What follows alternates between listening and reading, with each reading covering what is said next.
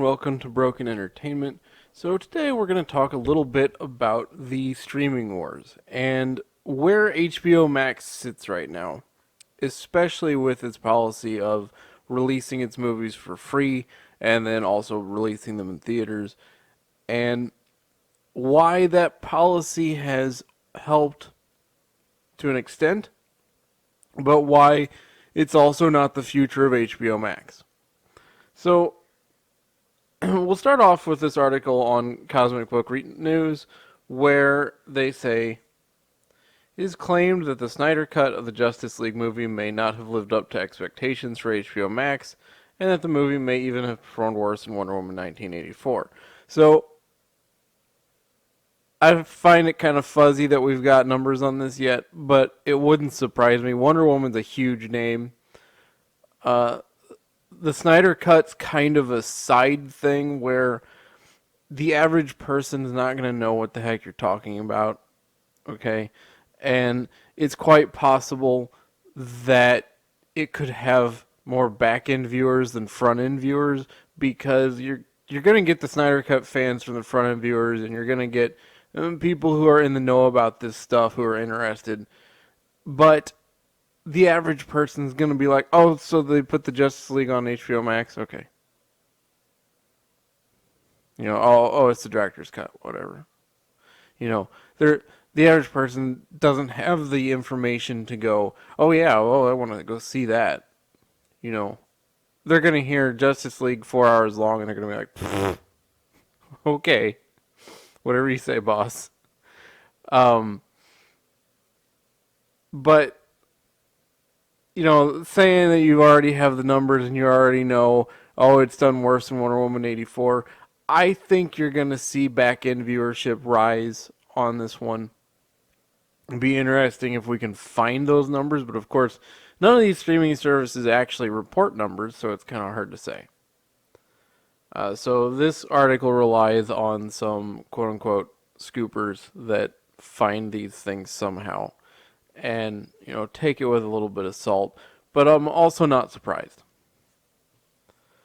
It says, recall that Wonder Woman 1984 was released in December as the first newly released movie on the HBO Max streaming platform, but Warner Media never made mention of how well it performed, and never promoted or hyped up the flick in terms of building subscribers or announcing the official minutes viewed. So obviously, if Warner Media has been silent on Wonder Woman 84, it means the flick didn't do as well as hoped, and since it is claimed Zack Snyder's Justice League movie performed worse than Wonder Woman 84, it isn't hard to do the math, meaning Zack Snyder's Justice League didn't do much for HBO Max as well. It's interesting because you have these subscriber counts and they go, oh, this movie was successful because it brought in X number of subscribers. Well, but how many of those subscribers are real?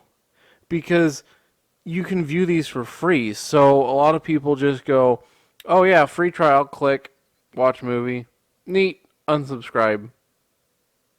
Or they might keep it for a month just to watch a couple other things. So you don't know how many of these subscriber numbers stick.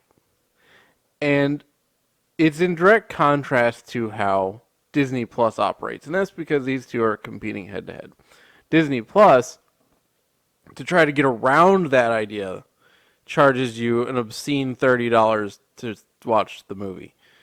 And, they're trying to do that so that you can't just go free trial, Raya and the Last Dragon, unsubscribe. So I see why they're doing it, but the price is absurd. And HBO Max's free policy doesn't work either. But we'll get into that in a minute. It's nice, though. This would also explain why the recent article that Warner Media CEO Ann Sarnoff was released today in regards to the future of DC movies, where Sarnoff not only confirmed Zack Snyder's trilogy is done, but the air cut of the Suicide Squad isn't happening, and Sarnoff also shot down claims made by Ray Fisher.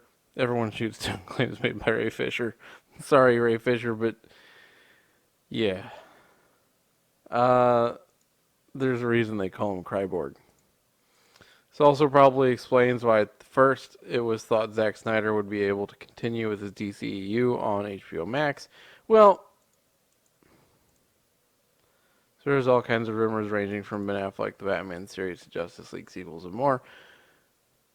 I mean, that was mostly hope, right? There wasn't a whole lot substantial behind any of that.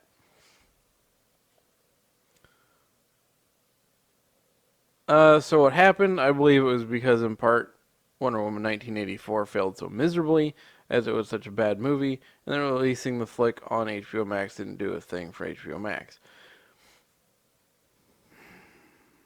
Yes and no. Wonder Woman 1984 is not a good movie.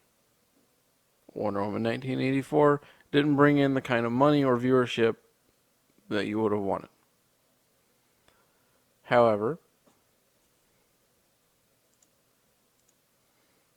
this is from CBR.com in January. Though it just launched last May, that's not great writing, HBO Max has already hit its subscriber goal, 2 years ahead of expectations. Hollywood Reporter and AT&T revealed that due to the success of Wonder Woman 1984, air quotes, and the distribution deal with Roku, HBO Max, yeah, there you go. And HBO Max ended 2020 with 17.7 million activated users, twice as many at the start of the first quarter. Streaming service reached 37.665 million subscribers total, up almost 10 million subscribers since the end of September. So here's the question, how many of these 17.7 stuck around? Don't know. AT&T's CEO, of course, said that the release of Wonder Woman 1984 helped drive our domestic HBO Max and HBO subscribers to more than 41 million. Yes and no. There's a lot of that in this. So,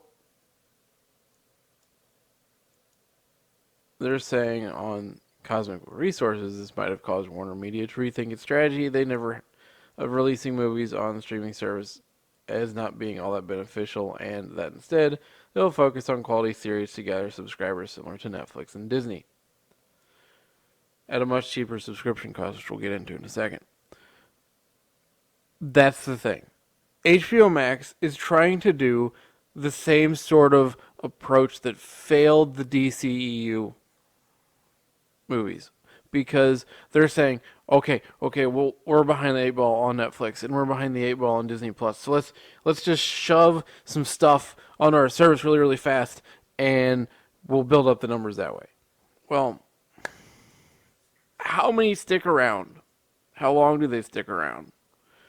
Because what keeps people on a streaming service is things to watch, and not things that you go on and watch once, but TV shows, okay? Serialized production.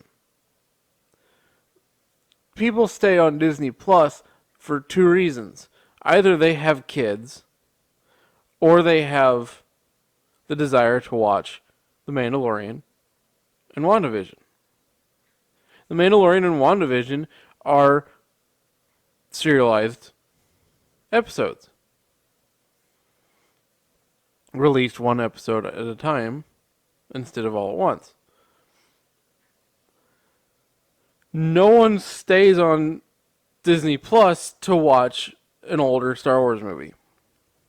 They go to watch a show.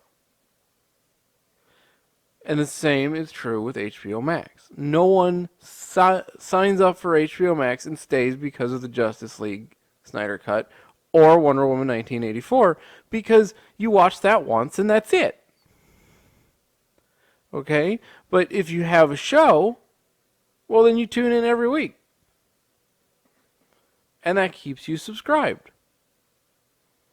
HBO Max doesn't have a whole lot of shows right now that are pulling in people, so they're trying to shove these movies on there. Now, one thing they can do is, here's Wonder Woman 1984, Oh, look, here's Wonder Woman, the TV show, and they did that.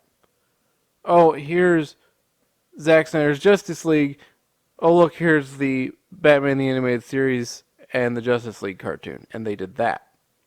So they try to grab you with a movie and then show you an older show or cartoon that you maybe haven't seen in a long time or haven't seen at all, and maybe that'll keep you around for a while.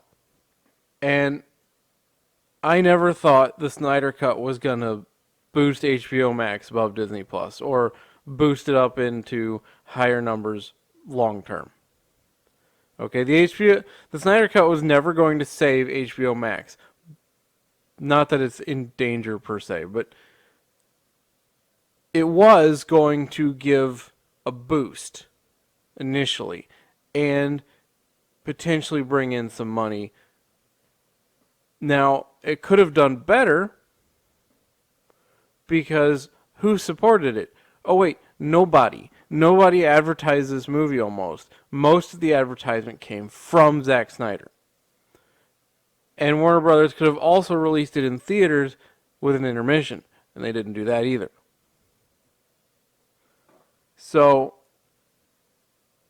if you think this is going to save HBO Max, quote unquote save, it's not.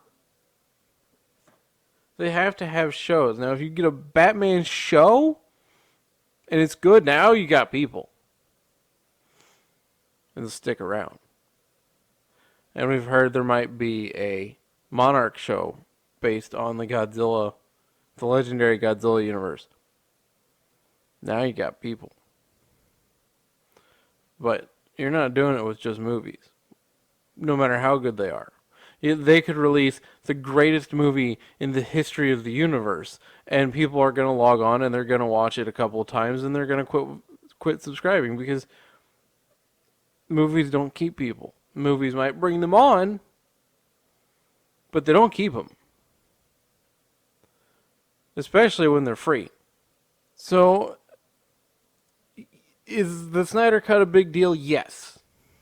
It is a big deal in terms of it shows what fans can do. On the other hand, it also shows how little respect these companies have for the fans. Because they released the movie and they didn't really want to, and you could tell.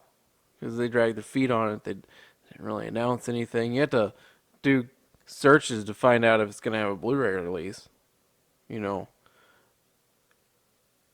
And then they turn around and say, oh yeah, we're not going to do anything else related to it. Well, no, because you only did that because AT&T said, hey, we need money and you got a movie sitting around? You know, what the hell? Remember, Warner Brothers pretended this didn't exist for years. And you can point to things, you can say, well, Zack Snyder disrespected geeks and gamers, so that might hurt the numbers. Well, how many people have heard, let's be real, how many of the average person has heard of geeks and gamers? Now, there's a lot of people on YouTube, a lot of people in our circles on social media that have heard of geeks and gamers, but when you're talking about subscriber bases for HBO Max, you're not talking about us. Okay? You're talking about the average viewer because the average viewer significantly outnumbers people who are highly informed on all this stuff. And there's nothing wrong with not being highly informed on all this stuff. A lot of people just want to go about their lives, right? They don't want to deep dive into Hollywood being full of crap. Okay? And that's part of the resistance against us. Isn't just Hollywood. It's average people not really paying as much attention to it. So they go out and see a movie but that's starting to change. We've seen numbers for movies that should have brought in a bunch of average people fail miserably because of the advertising. Because they push an agenda even in the commercials now. But the average subscriber base doesn't come from us. The average person hasn't heard of geeks and gamers. As awesome as I think Geeks and Gamers is, let's just be real. You know, have a lot of YouTubers, sure. Definitely. So, this to me is an indication more of the failure of HBO Max's plan, which they'll claim success for because they've hit their subscriber goals, whatever, than it is any kind of indictment on the Zack Snyder Cut. And again, I think you'll have back end viewers on that. But the release a movie and hope people subscribe and stay subscribed, that just doesn't work. Okay, they need to get shows. You own DC. Give me a Superman show, a Batman show, a Wonder Woman show, and give me a Green Lantern show, and do all of that, and a Hawkgirl show, because I love Hawkgirl. Do all that, and do it without the CW. Put it on HBO Max, and now you got people. Everybody knows who Superman is. Everybody knows who Batman is. Aside from old grandmothers living in their house somewhere going, I don't know what that is. But the vast majority of people all over the world know who these characters are. So give us TV shows, give us good TV shows, and you'll get your subscribers. But you're not going to do it with these one-off movies. How easy is it to sign up, watch the movie, and unsubscribe later? And then it makes their numbers look good. It's kind of like a quarterback team of a football game that he's losing 50-10, suddenly scores 2 touchdowns, and now his numbers look good. You still got your ass kicked. So if you like the video, hit the like button. If you're not subscribed, please consider subscribing to the channel. Hit the bell for notifications, and I will see you next time.